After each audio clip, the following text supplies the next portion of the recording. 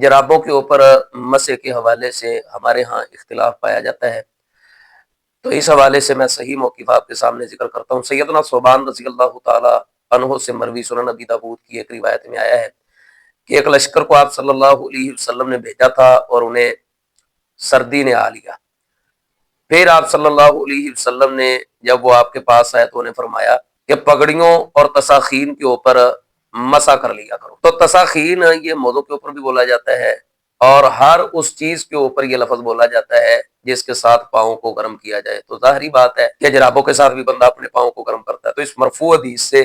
جرابوں کے اوپر مسح کا استدلال بالکل درست ہے۔ اور دوسرا، مصنف ابن ابی شیبہ کے اندر کئی ایک صحابہ کرام رضوان اللہ علیہم اجمعین اور تابعین سے جرابوں کے اوپر مسح کرنا ثابت ہے، جیسا کہ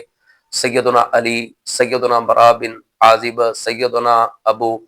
امامہ، سیدنا سہل بن سعد اور سیدنا عقبہ بن عامر رضی اللہ عنہم اجمعین اور دیگر صحابہ سے جرابوں کے اوپر مسح کرنا صحیح اور حسن سندوں کے ساتھ ثابت ہے، بلکہ صحابہ کرام رضوان اللہ علیہم اجمعین کے ہاں یہ مسئلہ اختلافی تھا ہی نہیں۔ تو جراب کا موٹی ہو کا باریک ہو،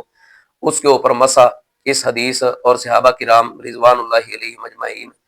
کے عمل کی وجہ سے کیا جا سکتا ہے، اور شریعت نے یہ رخصت دی ہے اور اسے قبول کرنا چاہیے۔ باقی واللہ اعلم بالصواب۔